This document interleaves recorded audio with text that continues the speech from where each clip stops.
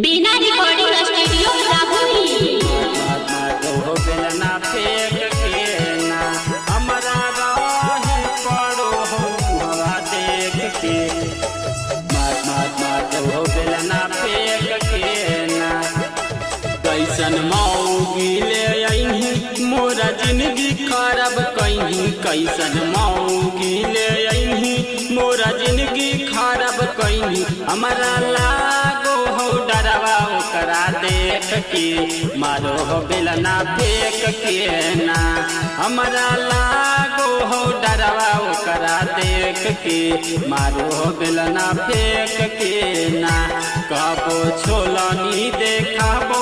बोलला पगरिया कबो छोलनी देखाबो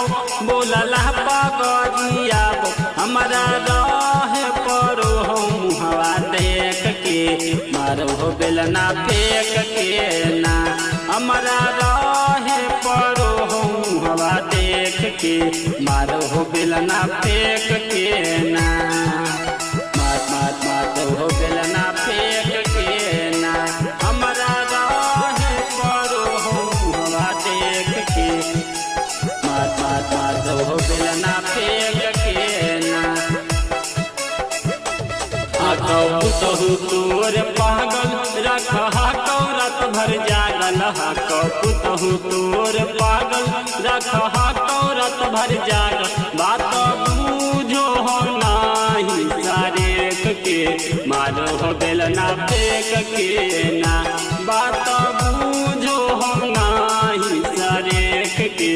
मारो हो बेलना फेंक के ना हम खाना मो बनैयो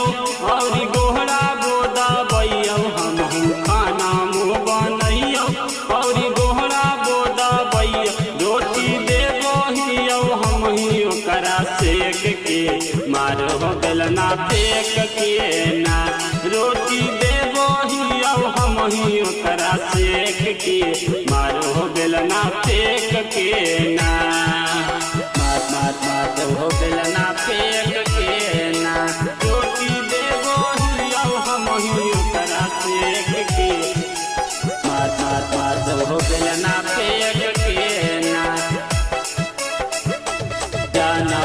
कबूला सनवा मनहा कौनहु कहनवा जाना कबूला सनवा मनहा कौनहु कहनवा उ तो कई बेरी देखल निरेख के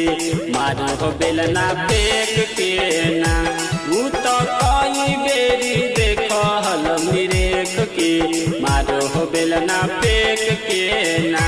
शादी कर के गे महिया रोबो हकौ संतोष भैया शादी कर के गे महिया रोबो हकौ संतोष भैया करो हकौ गंजनिया निरेख के